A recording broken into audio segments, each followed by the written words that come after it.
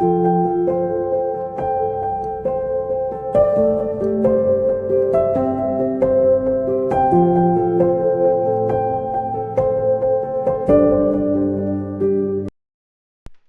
les amis, Marc Maillot encore avec vous, avec la suite de nos études sur les 10 commandements. Nous sommes arrivés aujourd'hui au 4e commandement. Le 4e commandement est « Souviens-toi du jour du sabbat pour le sanctifier. Tu travailleras 6 jours, tu feras tout ton ouvrage, mais le 7e jour est le sabbat de l'Éternel ton Dieu. Tu ne feras aucun ouvrage, ni toi, ni ton fils, ni ta fille, ni ton serviteur, ni ta servante, ni ton bétail, ni l'étranger qui réside chez toi, car en 6 jours l'Éternel a fait le ciel, la terre, la mer et tout ce qui s'y trouve. Il s'est reposé le 7e jour, et c'est pourquoi l'Éternel a béni le jour du sabbat, il l'a sanctifié. » Fin de citation. Alors, qu'exige de nous donc le 4e commandement? Mais le 4e commandement exige que nous consacrions à Dieu les moments qu'il a institués dans sa parole, à savoir un jour entier sur 7 comme un saint sabbat en son honneur. Alors, rappelons-nous d'ailleurs de l'enseignement du Seigneur Jésus sur le sabbat, dont les chefs religieux avaient parfois tordu le sens par leur conception légaliste. C'est que le sabbat est fait pour l'homme et non pas l'homme pour le sabbat. On accusait Jésus lui-même de violer le sabbat parce qu'il avait guéri les malades parfois pendant le sabbat. Et Jésus a répliqué en rappelant qu'il était tout à fait légitime de détacher un malade des liens de la maladie le jour du sabbat, tout comme on détache les bêtes pour les faire boire le jour du sabbat. Or, l'homme vaut plus que les bêtes. Enfin, l'essentiel de l'enseignement du sabbat, c'est de le prendre comme une grâce de Dieu qui ne veut pas que les hommes exploitent d'autres hommes ni des animaux, mais que tous puissent avoir au moins un jour de repos par semaine. Le commandement du sabbat est donc un témoignage de la bonté du Créateur et non pas une contrainte ou une interdiction pour l'homme. Dieu n'est pas un grand rabat-joie. Alors, question, quel jour parmi les 7 Dieu va-t-il fixer pour être le repos de la semaine?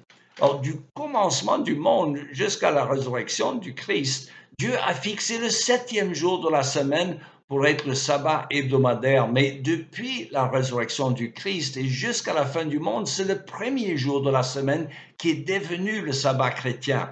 Alors, vous savez peut-être que certaines, comme les adventistes du 7e jour, attachent beaucoup d'importance au respect hebdomadaire du sabbat le samedi, affirmant que la Bible ne donnait pas d'ordre de changer du samedi au dimanche. Et il est clair que les premiers chrétiens, presque tous d'origine juive pourtant, commençaient très tôt à célébrer le culte du dimanche en honneur de la résurrection du Christ, l'événement capital de la foi. Regardez dans le livre de l'Apocalypse, premier chapitre, verset 10. Alors, ceci dit, ce n'est pas le jour qui est important, mais le fait de respecter un jour de repos que le Seigneur nous donne. Et d'ailleurs, j'ai entendu parler des chrétiens qui travaillaient en pays majoritaire musulman, qui célébraient le sabbat le vendredi pour mieux s'intégrer dans la culture ambiante. Alors, à chacun selon sa conviction, comme dirait l'apôtre Paul. L'essentiel, c'est que tout chrétien met un jour à part pour se reposer et pour célébrer le culte de notre Créateur et Sauveur et pour s'instruire dans la foi. Le respect de ce commandement bat de l'aile de nos jours. Nous sommes loin, hélas, de l'attitude du grand champion coureur écossais Eric Liddell, qui, à l'occasion des Jeux olympiques de Paris en 1924, avait refusé de participer à la course pour laquelle il était l'un des favoris, car il aurait fallu qu'il court le dimanche. Alors certains se rappelleront du grand film Chariots of Fire, Chariot de feu, qui parlait justement de Liddell.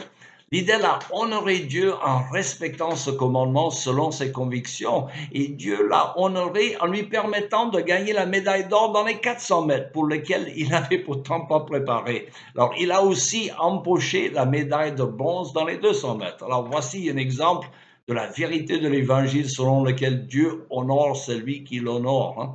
Pour nous, l'essentiel, c'est de voir le jour du sabbat comme un jour de repos, comme une bénédiction pour l'homme, pour son épanouissement, et non pas comme une contrainte. Alors, pour l'anecdote, sachez que les révolutionnaires français du XVIIIe siècle et plus tard les communistes russes du XXe siècle, tous anti-chrétiens, voulaient abolir la semaine biblique de 7 jours, biblique donc bourgeoise, et anti-révolutionnaire selon eux. Ils voulaient instaurer plutôt une semaine de 10 jours suivie de 2 jours de repos. Alors ils pensaient que cela serait plus productif. Mais ils étaient forcés de reconnaître que les hommes ne tenaient pas le coup en travaillant plus de 6 jours d'affilée. Et une soi-disant semaine de 10 jours produisait des conséquences néfastes, voire catastrophiques. Alors c'est toujours dangereux, mes amis, d'être plus sage que Dieu en méprisant l'enseignement de sa parole, qui est le mode d'emploi pour notre vie dans ce monde déchu. Voilà tout le temps qu'il me reste pour aujourd'hui. Il me reste qu'à vous souhaiter une bonne journée et à la prochaine.